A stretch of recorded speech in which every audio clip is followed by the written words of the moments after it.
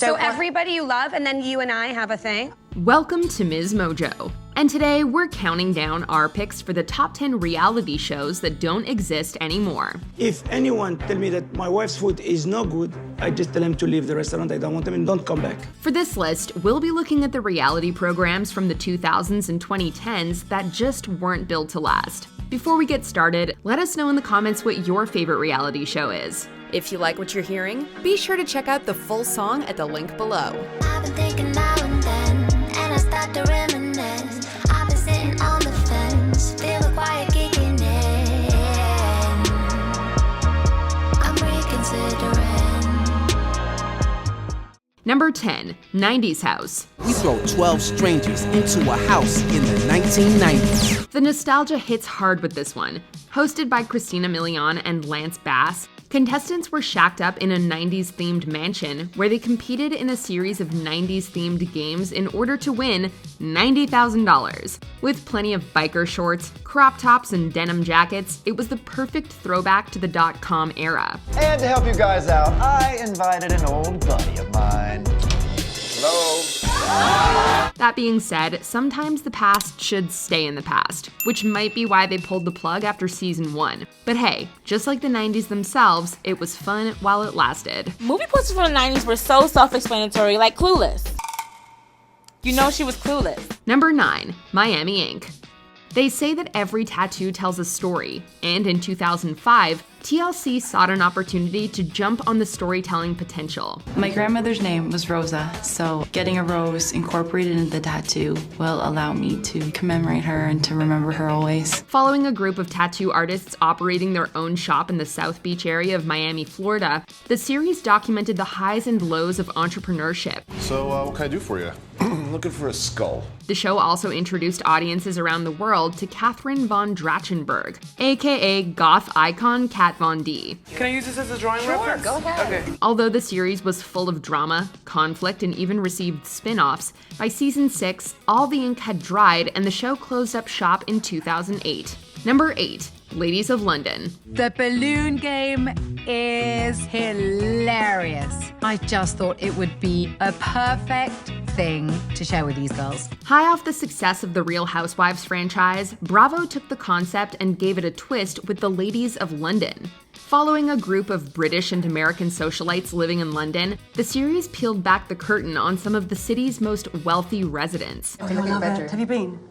No, never been to Dubai before. Oh, nor my parents, they've never been to Dubai, and my mother was crying so much. Documenting the culture clash and luxurious lifestyles of the cast members piqued a fair amount of audience interest. You don't know negativity. I'm going to show you negativity. However, the series didn't quite have the same staying power as RH, and the network bid cheerio to the show after only 3 seasons.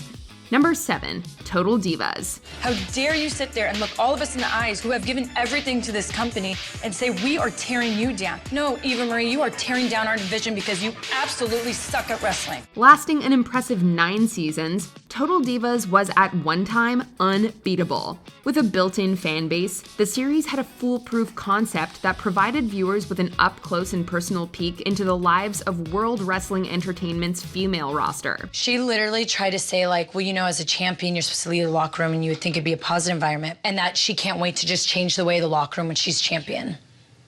It's actually kind of comical. The show found their shining stars in the Bella twins, Brie and Nikki, who would go on to receive their own spin-off, Total Bellas. Whether it was inside or outside the ring, Divas was a fun and insightful look into the people behind these larger-than-life public personas. Sometimes business is more important than personal lives. Remember, we're running a company here. Number 6, Making the Band. Group number 1, the strong will survive, the weak shall perish. Let's go. In the early 2000s, there were 2 things that ruled pop culture: reality shows and pop music. Making the Band was the perfect marriage of the two, and centered around the concept of assembling pop music's next big group. Turning out acts like O-Town and Danity Kane, the program was an instant success.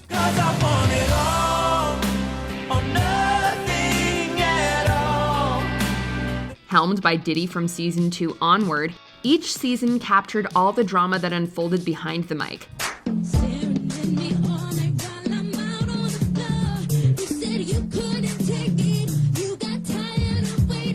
Unfortunately, as the music industry and television landscape changed, the series couldn't keep up and ended its run in 2009.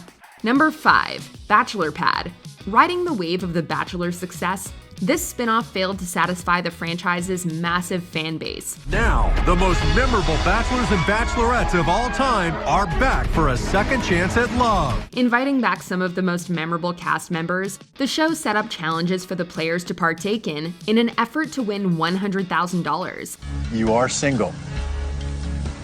Yeah. Okay. I swear to God. Okay. Well, maybe you'll find true love here. However, despite its best efforts, the show only lasted 2 short seasons. Full of just as much drama as its predecessor, something about the series didn't quite work. I want you to be the last guy here. Really? Out of everyone, I want you. But as fans know with The Bachelorette and Paradise, there's plenty of Bachelor content to fill the void between seasons. Number 4. My Super Sweet 16. This series took the word spoiled to a whole new level. Following the planning process of wealthy teens' extravagant birthday parties, the MTV reality show became notorious for featuring some of America's biggest brats. Where's the truck? Can you check if it's in there? Is it in there? It's not, Priscilla. Every single episode featured lots of fights, tears, and sass. No matter how many eye rolls the show would elicit from viewers, we would keep coming back for more just to see what over-the-top madness was next. This guilty pleasure proved time and time again that turning 16 is not always so sweet. Mommy, we have to practice. You know what we got? Mommy, we need to.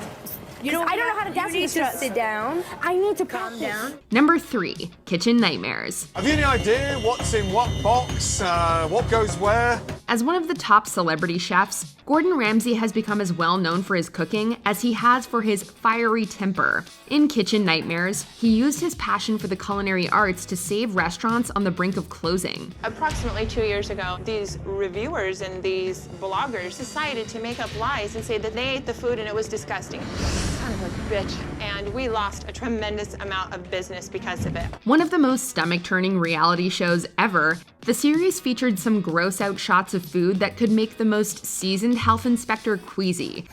Jesus. It's like soaking wet newspaper. With people's livelihoods on the line, Ramsay would go to extreme lengths to help the ill-fated establishments go from failing to thriving. Although he moved on to shows like Hotel Hell, Nightmare's legacy is cemented in the minds of diners across the world. Number 2, The Simple Life. So you've never been on a dairy farm? No. Okay, you don't like the odor? I can tell. No. It's not near as bad as that perfume you got on. In the 2000s, it was hard to name a pair of BFFs more iconic than Paris Hilton and Nicole Richie. The two socialites were thrust into the limelight when they appeared in their own reality series on Fox. The Simple Life followed the dynamic duo as they traveled across America, taking on a variety of jobs, such as working in fast food and farming. Hi, what's up? Welcome to Sonics. Inspired by Green Acres, the series was a rating success thanks to Hilton and Richie's carefree but seemingly clueless personas. Hi, Silly. Hi, Dolly. It ended in 2007 and the pair parted ways to pursue other opportunities, but millennials will always have a soft spot for the two. Before we unveil our number 1 pick, here are some honorable mentions. Room Raiders, MTV show where participants raid rooms and choose a date based off what they find. I'm gonna get out some gloves for my spy kit. And you don't clean it? No, that's sick. Mob Wives follows women whose families had connections to the mob. Let me tell you something, that is not acceptable. And do you think I'm stupid? You can't bring a situation like that here. Farmer Wants a Wife. 10 singles try to win the affection of a farmer. I really want to win a challenge and impress Matt. College Hill follows the unfiltered and unedited lives of college students. I know that Vanessa had some drinks in her. Maybe, that could have, set her off. Before we continue, be sure to subscribe to our channel and ring the bell to get notified about our latest videos. You'll have the option to be notified for occasional videos or all of them. If you're on your phone, make sure you go into your settings and switch on notifications. Number 1, The Mole.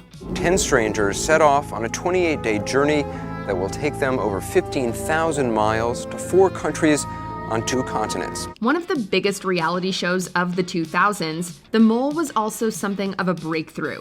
The series took contestants and pitted them against each other to compete and solve a variety of games and puzzles, but with a twist. But one of the 10 players is a mole, a double agent, working for us to sabotage the group's efforts. One player among them is a mole, and everyone must solve the mystery of who it is. Hosted by Anderson Cooper, the program proved so successful that it received a celebrity spin-off. While The Mole in its original form no longer exists, 2021 saw reports that a project with a suspiciously similar premise, currently being called The Insider, was in production for Netflix. Here's hoping that this show, whether it's the new Mole or something else entirely, will be just as addictive as the 2000s one. If you do this in under 2 hours, we'll add $50,000 to the pot. Do you agree with our picks? Let us know in the comments. And hey, if you're a fan of the song playing right now, be sure to check out the music video for it right here. You don't know half of the secrets